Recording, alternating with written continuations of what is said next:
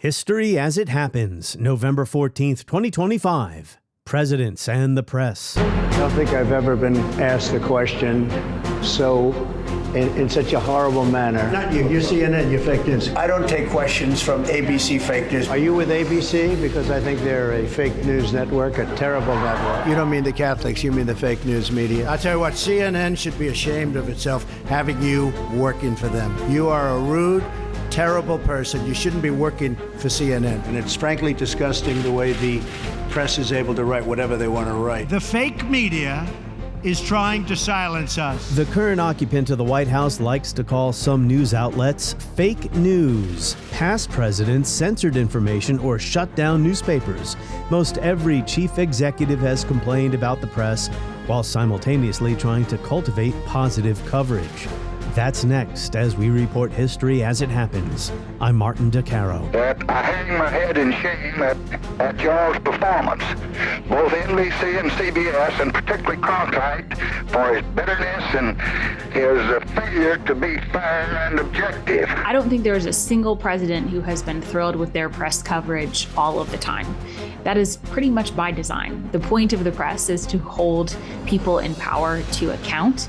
So that means that people in power are sometimes not going to like what they say. And that doesn't mean that they're wrong or that the presidents have to like it, but that we should expect some of that tension as an important characteristic of the system.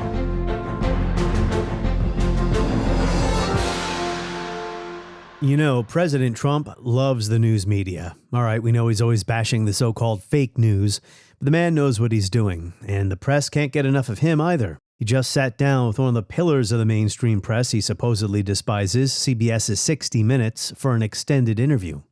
The fact is, pretty much every president, especially in the modern age, has complained about the press. Usually in private, sometimes in public, and sometimes they've waged campaigns against detested journalists. President Nixon demanded that his press aide ban the Washington Post from White House events because of its coverage of Watergate. I want it clearly understood that from now on, ever, no reporter from the Washington Post is ever to be in the White House. Is that clear? Absolutely. Unless it's a press conference. Yes, sir. And Now, the briefings here, but on a briefing. But never in the White House. No church service. Nothing that Mrs. Nixon does. You tell Connie, don't tell Mrs. Nixon because she'll approve it. No reporter from the Washington Post is ever to be in the White House again, and no photographer either. Mm-hmm. No photographer. Is that clear? Yes, sir. None ever to be in. Now that is a total order, and if necessary, I'll fire you. You understand? I do understand. Okay. And that was just the tip of the Nixonian iceberg. At her Substack, Imperfect Union, historian Lindsay Chervinsky has written a pair of essays on this subject, saying the relationship between presidents and the press is a complicated one and has been since George Washington took the oath of office on April 30th, 1789. Presidents need the press, she says, in whatever form it takes, to make the most of their bully pulpit authority. Yet the tradition of the Fourth Estate calls for the press to hold authority accountable. That I welcome this kind of examination because people have got to know whether or not their president is a crook. Well, I'm not a crook. I shall resign the presidency effective at noon tomorrow. Lindsay Chervinsky is the executive director of the George Washington Presidential Library and the author of, most recently, Making the Presidency, John Adams and the Precedents That Forged the Republic. Our conversation next. To skip ads, tap subscribe now in the show notes. Lindsay Chervinsky, welcome back to the show. Thank you so much for having me back. We are delighted to hear from you again. And before I ask you about your essays at your Substack, Imperfect Union, let us know how things are going at Mount Vernon. I trust the America 250 celebration preparations are well underway. They are. Things have been going great. A couple weeks ago, we hosted the final preview of Ken Burns' new documentary on the Revolution and had over 4,000 people out on the lawn watching that. So that was a wonderful experience. And I think that's going to be a really interesting cultural moment in a way that we don't really have anymore, our shared experiences across so many different generations. So I'm very excited about that. We are going to be reopening the entire mansion just before Thanksgiving, which is huge because it has been massively, massively under renovation, as visitors know, for the last year or so. And it will be in, I think, the best shape that it's been in since Washington died. So that's incredible. And we are on track to open our brand new museum and food court in the spring of 2026 in time for all of those visitors. People can find out about all of the events that will be taking place between now and America 250 next July at mountvernon.org, right? Yes, that's right. And if you're interested in particular in the library events, which are what I run, then it's mountvernon.org/library. So mountvernon.org and mountvernon.org/library. So why did you want to write these two essays, a two-part series, if you will, at your Substack, Imperfect Union, about presidents and the press? Why'd you want to write them now?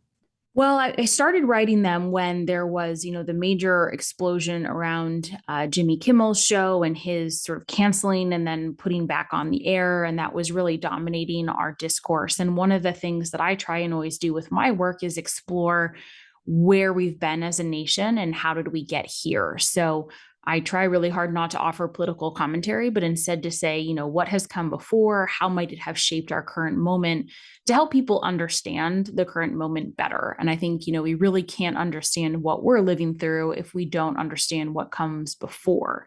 There's so much good history of presidents in the press, or maybe good is the wrong word. There's so much interesting history of presidents in the press that what I had intended to be one essay ended up being two because it was just too long to put into one Substack. Yeah, I will put links to your essays in my weekly newsletter and in the show notes to this episode. You have a hard job as a public historian. Mount Vernon is a nonpartisan institution. I can be opinionated, although I pride myself on being nonpartisan. But when you touch current events, try to put them into historical perspective, it gets a little bit more difficult. I mean, anyone could go back to John Adams and say, what a terrible law he signed, the Alien and Sedition Acts.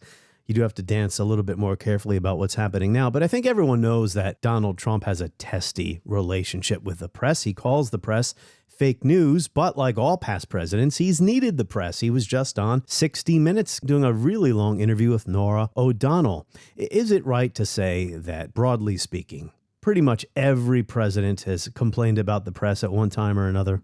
Yes, I don't think there's a single president who has been thrilled with their press coverage all of the time.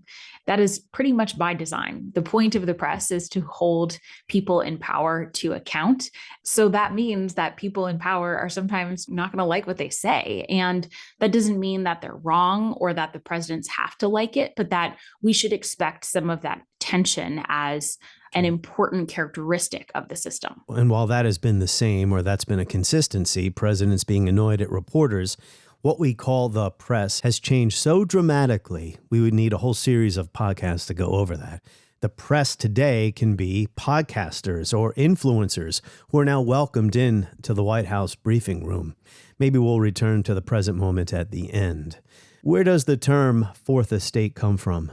Oh, well, this is such a great question and a good place to start. So this is a nod to the three types of estates that were in sort of the old regimes in England, but more so in France. And the three estates under the ancient regime were the clergy, the nobility, and the common man. Whenever the king in France in particular would gather together his parliament, he would gather together these three estates. So in England, in particular, after the Glorious Revolution, which was in 1688, there was a negotiated power structure with the monarchy and parliament, and it guaranteed parliament more power over the governing system and especially over finances and the right to be in session regardless of what the king said. What that led to was a rise of an opposition party. So, and this is important because under these ancient regimes, if you were opposed to the king, that was inherently disloyal or traitorous. And so the rise of an opposition party meant that you could disagree with the ruling party's positions, but not necessarily be disloyal. It's called a loyal opposition. And the press, which of course, again, looked different in the 17th and 18th century England than it does today, was very much a part of that opposition because they were starting to discuss the flaws and the weaknesses and the strengths of the party in power. And so they started to be referred to as the fourth estate, as an important part of society and having an understood and accepted role in what the governing system should look like. There were broadsheets, newspapers, pamphlets, cartoonists, a really rich tradition that carried over to the American colonies. Because 1688, that's the end of absolute monarchy, divine right monarchy in Britain, and Parliament rises. And the rise of this two-party system where you now have a loyal opposition party, that emboldens the political press in Britain. And you could say the same about the American colonies as well. It does. And it doesn't mean to say that the press had the same sort of rights it does today, because the British king still tried to crack down on criticism. And there were times when they tried to seize newspaper presses in particular, like they would actually take the press, the printing press that would produce the newspaper, and make it difficult for an editor to publish a story. But the American colonies have to be understood in this tradition because they considered themselves to be, of course, members of the British system. They considered themselves to be citizens. And they considered themselves to be sort of a part of what we call the Whig tradition. There were the Whigs and there were the Tories. And the Whigs were more of the country party. They tended to be a little less pro-monarchy and more inclined to be sort of progressive in their views. And so the colonists, as they were advocating for reform, viewed that advocacy within the Whig tradition. And so they very much embraced the role of the press as part of that tradition and as part of their heritage as good British citizens. Well, this was the age of the politics of deference, right? How dare these people criticize me? During the age of kings, a critical press was certainly something new. But this was even, say, George Washington's attitude toward the societies, the Democratic Republican societies who were attacking him. Especially in the second term, the press was pretty mean towards George. Yes. So Washington in his first term, for the most part, didn't suffer too much criticism. There was some disagreement and debate over specific policies, in particular, the creation of the first Bank of the United States. But that criticism became much more vociferous in 1793 with the clash over the French Revolution. At this point, the French Revolution had been going on for a couple of years. France declared war on Great Britain. The Democratic Republicans and the Democratic Republican societies that supported them, there were sort of clubs that were sort of nascent political clubs. They were in favor of supporting France in this war. And the Federalists either wanted to stay out of it or sort of favored a pro-British neutrality because Britain was the greatest trade partner of the United States. And when Washington did assert neutrality, he received a ton of criticism. And lest we think that the moment we're living in is the only nasty one we've had, this criticism was often based on lies. It often just printed slander and falsehoods. There was very little recourse for that kind of thing.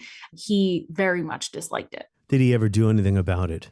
Well, he complained a lot in private. In particular, my favorite story is there was one editor in Philadelphia, the editor of the Aurora, which was probably the leader of this opposition press. And he delivered 3 copies of his newspaper to Washington every single day, even after Washington canceled his subscription, just to annoy the president. And it worked quite well. Washington, in a cabinet meeting, complained about it and said that it was basically designed to be impudent. And did this editor think that he was going to serve as, like a newspaper boy for him and distribute these copies? He was outraged at this insult, but he never said anything publicly. And that's for 2 reasons. One, he thought it was beneath the dignity of the office to respond to such sort of lowbrow criticism. And 2, he understood that even though the executive branch and the federal government was much smaller than it is today, it still was so much more powerful than one person and one newspaper that it would be effectively punching down in a way that was inappropriate. Impudent was the word he used. That's such a 18th century word. I know, it's such a good word, but it gets at exactly what he was feeling. Historian Jeff Paisley wrote a book arguing that from the very start of our republic, even before the foundation of our republic, newspapers and pamphlets were openly partisan. If people believed we have a problem with partisan press today, well, they do have a point. Of course, who are we talking about? New York Times or MSNBC or Fox News or just some influencer with a large following, right? But anyway, back to the 18th century here. Openly partisan were often supported by political patronage. These early partisan newspapers, says Paisley, bolstered democracy because the readership felt they now had a stake in the outcomes of these heated battles. They could take sides, one or the other, in these early political fights.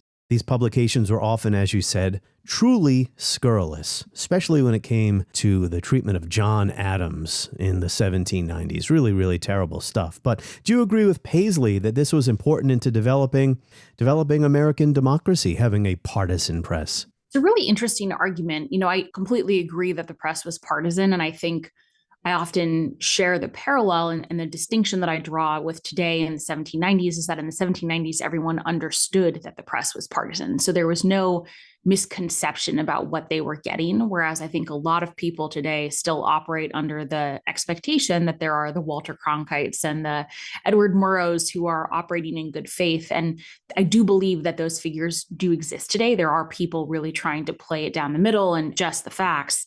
The problem is we can't always distinguish who is who. And so I think that's the big difference.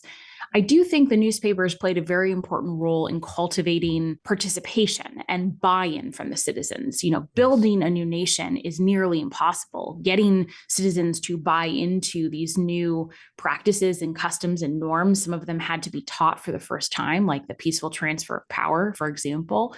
So many of our institutions do rely on citizens to uphold them so that they will survive to future generations. Whether or not that had to be partisan, I'm not totally sure, but that's kind of a counterfactual. That's hard to test. Yeah. It was partisan, and that's how it worked. So the first part of your answer there about what's happening today, yes, there is a big problem with media literacy, not to sound like a snob over here, but being able to discern the difference between factual reporting and opinion. Mm-hmm. Of course, there are outlets out there that deliberately blur that line. I have to bring up the Sedition Act. Your most recent book was about John Adams, a favorable view of the impact he had on the presidency, the institution of the presidency. But I think all historians agree the Sedition Act, alien sedition acts were mistakes.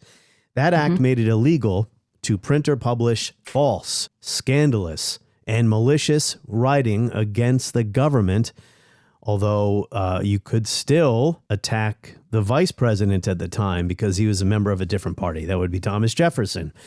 At the time, people had to know that this was a violation of freedom of speech. And the First Amendment, the ink was still drying on the Bill of Rights. We now have a pretty good sense of what the First Amendment protects and does not. We have carve-outs, for example, speech that is designed to provoke violence is not protected under the First Amendment. There are exceptions that we have carved out for, national security moments. Like we have acknowledged that in times of war, there's a lower bar for what you can sort of suppress in terms of the First Amendment. But all of that jurisprudence has taken centuries to develop. I think there were still a lot of questions at the time, and there was a good faith concern that speech genuinely was being used to provoke violence in the streets. And it was. There were mobs and there were clashes in the streets that had been called for in newspapers, which is, of course, not to excuse the bill, because I do think it was a violation, but rather to add a little bit of fuzziness to our understanding about how they were thinking about the First Amendment. And I would say there are two other important pieces of context around the bill that are essential to understand. The first is that the bill was really driven by the radical Federalists in Congress. This was not a bill that Adams called for or, tried to whip votes for. And that is important because it was not the executive coming down on opponents, although it did sort of have that in practice. But in design, it was really Congress. And the second piece, I should say, is that the executive branch and the federal government, while quite powerful and while there were prosecutions, was nowhere near the executive branch of today. But Republican newspaper editors were jailed, right? Yes, they were. And so, again, it's really important to not view any of this context as an apology or as an excuse for this bill. I do think it's the dark mark on John Adams' presidency. It is seen as a violation, and it was seen as such by people like Thomas Jefferson in the moment. But I think it's essential for us to not put our thinking about the First Amendment on the 1790s. Now, we have a lot of ground to cover here chronologically, but another question about Adams before we move on. The Republican presses were truly cruel to him. Scurrilous is the word that Gordon Wood uses in his big book about this period. Do you have any idea why they were so vicious toward Adams? On one hand, I think, it was partly that he did not have the prestige of Washington. He did not have the unilateral backing of the Federalist Party in the way that Washington did. So he was kind of an easy target. He also sometimes put his foot in his mouth. He was way too honest and did not necessarily have the poker face and the ability to be a little deceptive that Jefferson was so good at and that sometimes politics requires. Yeah. And so I do think he sometimes opened himself up in ways that really astute and savvy politicians don't do. I'm guessing it was good for readership, too. Absolutely. And, at this point, you really had the first two political parties coming into their own. They did not have the sort of financial structures that we have today, but they were beginning to develop methods of communication and organization. And these Republican presses were an essential part of the early Republican Party. And this should not be, of course, confused with the Republican Party of Lincoln or today. This is the Democratic Republican Party, but they called themselves Republicans. So that's why I use that term. And so they were viewing this criticism in some ways as a party building structure.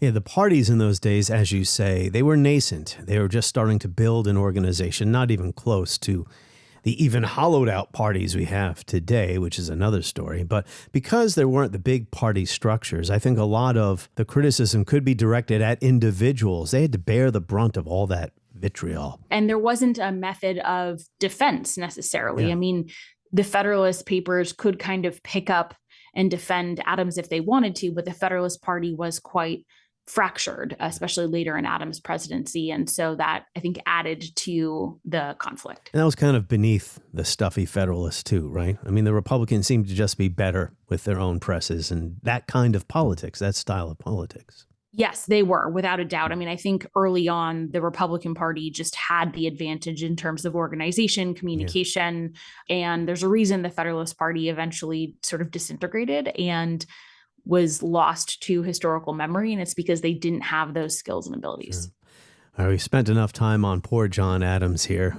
Andrew Jackson and Francis Blair Sr. Who was Francis Blair, briefly, and what were they doing? They were meeting together, right, to decide which stories would be covered in the newspaper the next day. So Francis Blair Sr. was a Democratic Party operative, and he was the editor of a really important newspaper in Washington, D.C. that was seen as the mouthpiece of the Democratic Party. He also critically lived in the Blair House, which for those of you who have visited Washington, D.C., you know is right across the street from the White House. And Jackson, because his wife had passed before he came into the White House and he didn't have children, was often looking for sort of a family structure. And so he would regularly go over to the Blair House for dinner. And then after dinner, Jackson and Francis Blair Sr. would sit by the fire and smoke their pipes and decide what was going to be in the newspaper the next day. So when we talk about the president having a role in the crafting of press and in the party line in the newspaper, it was quite literally hands-on. Political parties had newspapers, or newspapers were aligned with one party or the other. Anytime I read a book about antebellum politics and I see newspapers cited by the historian in the text or in the footnotes, usually the historian will note which party the newspaper was for, the Democratic so-and-so, the pro-Lincoln so-and-so. Newspaper editors during this time, and this is the era still before the modern professional journalism that I came under, standards, ethics, not having conflicts of interest. But newspaper editors in the mid-19th century, Lindsay, they were power brokers, right? They were, and that was possible for two reasons. One, the different standards of journalism that you mentioned, but also the way that political positions and positions in government were doled out. So this was the rise of what we call the spoils system. So whoever won the presidency or at the state level, the governorship, they had enormous power to give very sometimes lucrative positions to their supporters that had helped them in making this possible. And newspaper editors, they were sometimes recipients of those positions, but they were also critical power brokers in determining who actually got some of those lucrative positions because of their support during the election. A big part of this history, a big part of this story that you cover so ably in your newsletter is when a president just doesn't complain about the press, but takes active measures, uses the power of his office in the federal government to shut down the press. We already mentioned John Adams. That was a short-lived legislation, and I believe the Republican editors who were thrown in jail were pardoned by Jefferson. Lincoln and the press. Mm-hmm. He shut down pro-Confederate newspapers. Why? Yeah, he did. He shut down both pro-Confederate newspapers and also newspapers that were advocating for opposition to recruitment efforts. This was a war measure, and it was justified as such in certain areas where, especially in Maryland, where habeas corpus was suspended, there were military tribunals. And so there was basically military law. And so if a newspaper was advocating or was trying to organize opposition to draft measures, those people would often be arrested and tried under military tribunals. One argument, especially in Maryland, was that the regular courts of law were not practicing. They weren't in session. And so you had to have some way to manage society during this crisis. I think that there are pro and con arguments to it. I think most people have kind of come down on the side of this was the biggest crisis in American history. It was certainly the greatest threat to the Union. And so when you have that dire of a threat, there are going to be measures that are tolerated that are not otherwise. And I think Lincoln's forbearance in other areas, his willingness to offer mercy in moments, his willingness to offer sort of forgiveness and to bring people back into society go a long way towards a sense that he wasn't unnecessarily vengeful. Yeah, I think historians do grade Lincoln well when it comes to these extraordinary measures that, as you say, were taken in a certain context, an emergency, a civil war, which I think most people today understand and agree that when we're in a dire emergency, say an insurrection, that the federal government has power or authority to do things that it wouldn't normally have. And I'm certainly no expert on Lincoln's presidency.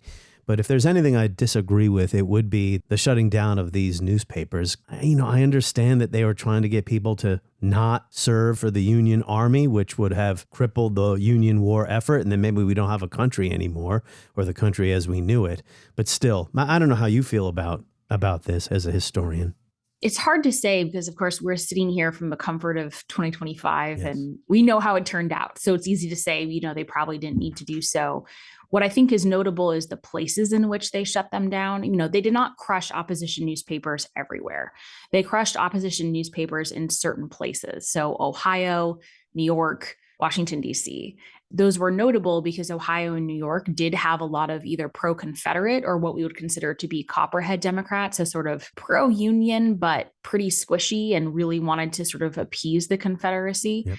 And then, of course, Washington, D.C., which was the seat of the federal government, and it was right on the doorstep of the Confederacy. So to me, that is notable because it suggests that the limitation of these rights was really trying to be situational as opposed to across the board. And Lincoln was not a tyrant. He allowed for the election to happen in 1864. He ran for re-election against an opposition that was pretty vicious to him. That 1864 election was a nasty one. He actually, at one point in 1864, thought he might lose, but then the fortunes of war turned in the Union's favor, and he won. But had he lost, he would not have tried to stay in office afterward. He was not a tyrant. Donald Trump's relationship with the press, as we mentioned at the top, has been heavily criticized, but he has never tried to shut down a newspaper. Sure, he bashes newspapers and individual reporters in his news conferences quite a bit.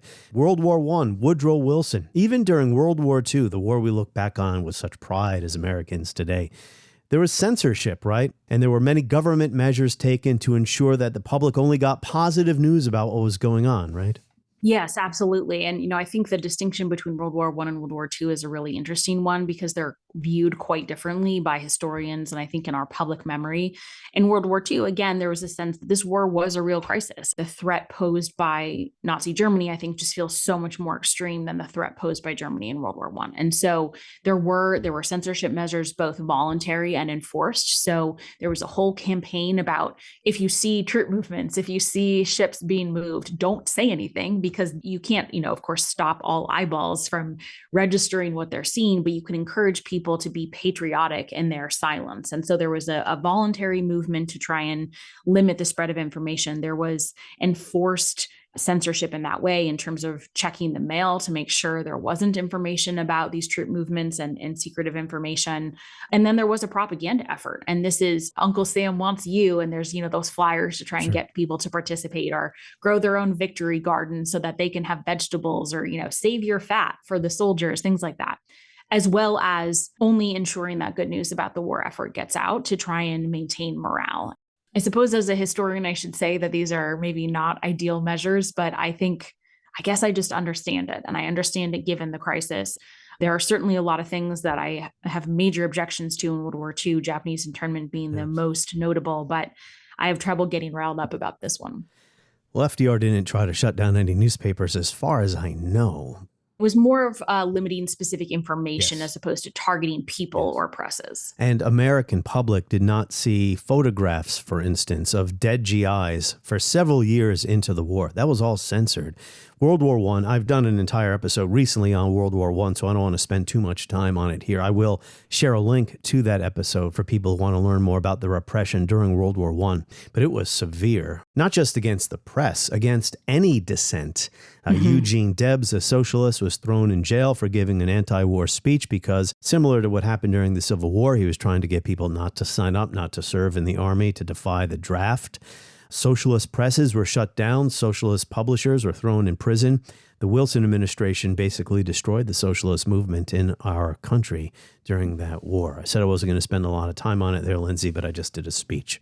So, yes, I mean, the repression was extreme. And what is, I think, important is it also continued long after the war was done. Right. So there were massive raids. There were the Palmer deportations. Raids. Yeah. Yes, the Palmer raids, which were led by Attorney General Palmer. This was the first Red Scare. And so while some people might be a little bit more apologetic of the World War I efforts, they tend to blur because so many of the same tactics were used and are generally seen as a real violation of constitutional rights and rightly held against the Wilson administration. Yeah, there was another Sedition Act. There was a Sedition Act and there was an Espionage Act, and they were incredibly vague and they were incredibly broadly designed, which allowed the administration to round up people for all sorts of things that we would not consider to be espionage. Yeah, it wasn't espionage. It was dissent, which was primarily used to crack down on. I'll bounce around the timeline a little bit here. I know we got to get to the rest of the 20th century, and we'll do so. But you did say in your essays, the president's relationship with the press fundamentally changed at the end of the 19th century for two reasons. Well, I think there are two big reasons that the press and their relationship with the president's changed. The first is technological. Of course, the advent of things like the photograph and eventually television and radio allowed presidents to speak directly to the American people in a way that they hadn't been able to. So the press, while still very important brokers of that information and that relationship, there were always ways around them. And so I think that fundamentally changes the power balance.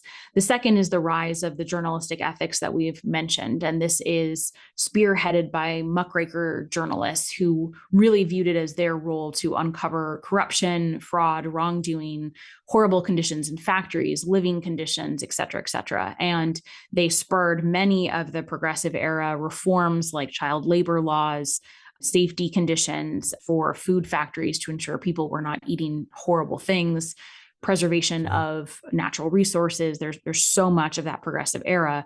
But it did lead to the rise of journalism schools, journalism as a profession. And so the trusted non-political journalists that we see in the 20th century are a direct byproduct of this movement. Teddy Roosevelt was a skilled manipulator of the press. We often think of his cousin, Franklin Roosevelt, and the use of the radio. You spend some time in your essays talking about Teddy Roosevelt and how he was able to use the press. I think any president understands that they're going to get negative coverage, but if they're smart, they'll do what they can to cultivate positive coverage at the same time. Theodore Roosevelt understood the incredible value that was offered by the press. And so as early on as, during the Spanish-American War, he brought a photographer with him to capture his exploits in Cuba such that he could share them with the American people, recognizing the incredible value there. And so as president, he did the same. He was the first to really carve out a space in the White House for the press corps. He had a press office in the newly built West Wing. He met with them daily. He brought them into the White House. And while he was getting his morning shave, he would tell them stories and gossip and inside information. Now, critically, he would then tell them afterwards what they could actually publish and not publish, which today you have to say that up front. So he would say afterwards, but if they didn't follow the rules, then they wouldn't be welcomed back. So they understood that this was a mutually beneficial negotiation of stories and influence and access. But the press also had their own fair share of ways to kind of get back at him. And they would often ask the most infuriating questions, just as the barber was taking the straight razor up underneath Theodore Roosevelt's jugular, and he would leap up in frustration, and the barber would have to quickly move his hand so as to not to decapitate the president. So they both had a good time with each other, pushing and pulling, I think, and giving each other a hard time. While he was getting his morning shave. It's a little bit of an old school way to do it, but it does give you a good visual. So we're going to move ahead to Nixon and Watergate and the impact that had, Vietnam War as well, on the press-president relationship. But one other item here. The types of stories reporters would cover has obviously changed. Scandal, personal scandal. FDR, well, this wasn't a scandal, it was his health. The press not really reporting on his polio, the fact that he was in a wheelchair. JFK and his philandering, as well as his physical ailments. He was not a well man. The press, what was it, a quid pro quo? What was going on there? They didn't report on that stuff about JFK. No, they didn't. And it's hard for us to imagine, but the Kennedy family was so popular and really was so glamorous and had such an oversized impact in the American imagination that I think some reporters felt that they didn't want to sully that image for anyone, especially because Mrs. Kennedy was also beloved. That is hard for us to imagine in our world today, where the press is often quite eager to do so. And so that was a very outdated social norm around the press. But then also, most of the press corps were men, and the Kennedy administration did kind of have an old boys club vibe to it. And so I think there was some willingness to turn a blind eye because they were often quite friendly. Eleanor Roosevelt would have her own press conferences for female reporters, right? Because they were not allowed to speak to the president with the male reporters. Is that right? Yes, they were barred from the regular press room, partly by their peers. Some of the publications also intentionally put male reporters into that space. And so she really wanted journalism to be a profession that was open to women. And so she opened her own sort of press room and had regular press briefings and only permitted female reporters to attend. You ever see the movie His Girl Friday with Cary Grant Yes. and Roz? What a great movie. The heroine, a female movie. Reporter. I shared with you an article about LBJ, 1965. CBS News reports American Marines set fire to a village, Cam Nay. LBJ, I've heard this audio tape. He calls the president of CBS News, Frank Standen. Early morning phone call. Standen has no idea who's calling him at first. That I hang my head in shame at y'all's performance, both NBC and CBS, and particularly Cronkite, for his bitterness and his failure to be fair and objective. I mean, LBJ did not go public with this. It was a private phone call, but still. Mm-hmm. Well, I think Vietnam and, as you mentioned, Watergate are a real turning point because there is a growing conviction among the American people that the government were keeping secrets. It led to a real disintegration of public trust for institutions, for the presidency, and a sense among the press that it was their duty to uncover the facts and the stories that the government was keeping quiet. And certainly there were a lot of them in Vietnam. Certainly there were a lot of them during Watergate. But I think it did fundamentally alter, as much as we've discussed many sort of shifts over the course of American history. It started a new shift in a much more antagonistic relationship between many of the major media institutions and the presidency, both in terms of trying to uncover information, but then also the president, in the case of LBJ and later Nixon and others, maybe not legally put pressure on some of these institutions, but personally put pressure not to expose information. Yeah, if you're getting a call from the president of the United States who says, Frank, this is your president, and yesterday your boy shat on the American flag, referring to the television coverage of Marines burning down a village. Prior to this era, reporters believed what the government said just as citizens did. Neil Sheehan's famous book about Vietnam deals with this issue as well. Official announcements or official press releases about what was happening in Vietnam. Reporters simply took them at their word until they realized, you know what, this is something not adding up here. Nixon. You could almost just like stop there, just say, Nixon, period. He wasn't simply unhappy with press coverage. He waged a campaign privately. Yeah, he did. Prior to our more current moment, Nixon was really seen as the high watermark of hostility between the press and the presidency. And that also included the vice presidency, because Vice President Spiro Agnew was really tasked with attacking the press on behalf of Nixon. Nixon hated his press coverage more than any other president until perhaps recently. He certainly attacked the press publicly, but then he also attacked the press privately. He deployed a lot of the strategies we saw LBJ deploy in terms of sort of trying to use personal influence, but then he also tried to use things like the FBI and other legal mechanisms to undermine the press, whether it was antitrust lawsuits or various other mechanisms, wiretapping, things like that. And a lot of it stemmed from this paranoia around what might come out in terms of past actions that would undermine his administration. Sure. This was not an emergency situation a la the Civil War. This was Nixon's personal political agenda and negative coverage, which the press has a right to publish, negative information about what was happening in Vietnam and then with Watergate. This was Nixon trying to save himself. We'll wrap up here, Lindsay. I find that today it's never been more difficult to cover national politics for a number of reasons. It's not just about who happens to be in the White House today and his testy relationship with the news media.